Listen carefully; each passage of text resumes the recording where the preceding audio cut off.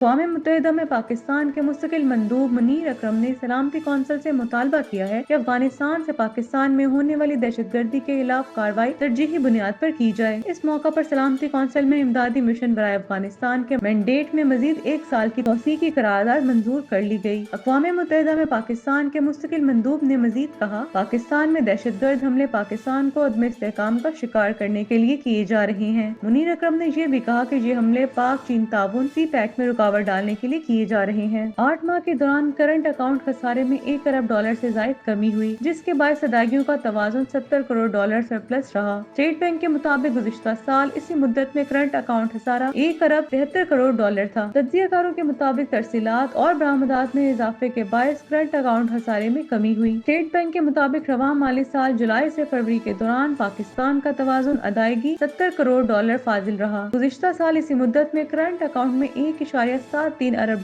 का खसारा था, जिसके नतीजे में 8 माह के दौरान करंट अकाउंट खसारे में $1 अरब से जायद कमी रिकॉर्ड की गई। ताहम फरवरी 2025 में अदायगियों का तवाज़ुन $1.2 करोड़ खसारे में रहा, जो जनवरी के खसारे की निस्बत $38 करोड़ 70 लाख कम है। तज्ज़ियाकारों का कहना है कि तरसीलात और बरामदात में इजाफे के बायस करंट अकाउंट खसारे में कमी आई है। जंगी मुआहदे के खिलाफ वर्जी, गजा पट्टी में इसराइल के फिजाई हमले, 200 फलस्तीनी शहीद और दर्जनों जख्मी हुए हैं। शहीद फलस्तीनियों में औरतें और बच्चे भी शामिल हैं। ज़राए के मुताबिक वस्ती इसराइल से गजा में 35 हमले किए गए। इसराइली फौज के मुताबिक गजा में हमास से ताल्लुक रखने वाले अहदाफ पर बमबारी की गई है। हमास का कहना है कि इसराइल एकतरफा तौर पर जंगबंदी मुआहदे को खत्म कर रहा है। इसने गजा में शहरियों पर दोबारा हमले शुरू कर दिए हैं। खबर एजेंसी के मुताबिक वस्ती गजा के दीगर अबलाग में 3 घरों को निशाना बनाया गया, जबकि खान यूनिस और फतेह में भी हमले किए गए। इसराइल की जानिब से हमला सहरी के वक्त पर किए गए हैं। इसराइली वज़ीर आज़म के दफ्तर का कहना है कि हमास की जानिब से यरगमालियों की रिहाई से बार बार इनकार और दी गई तमाम तजावीज़ को मुस्तरद करने के बाद इसराइली फौज को गजा में हमास के खिलाफ सख्त एक्शन लेने की हदायत जारी की गई है। व्हाइट हाउस का कहना है कि गजा के हमलों से मुत्तलिक व्हाइट हाउस से मुशावरत की गई थी। दूसरे T20 मैच में भी न्यूजीलैंड ने पाकिस्तान को शिकस्त देकर सीरीज में 2-0 की बढ़तरी हासिल कर ली। टेंजन में खेले जा रहे मैच में पहले खेलते हुए पाकिस्तान ने बारिश से मुतासर 15 ओवर्स के गेम में 9 विकेटों के नुकसान पर 135 रन बनाए। पाकिस्तानी ओपनर एक मरतबा फिर नाकामी की तस्वीर बने नजर आए। हसन नवाज आज फिर खाता खोले बगैर 0 पर पवेलियन रवाना हुए। मोहम्मद हारिस 11, खुशदिल 2, जानदार खान 0,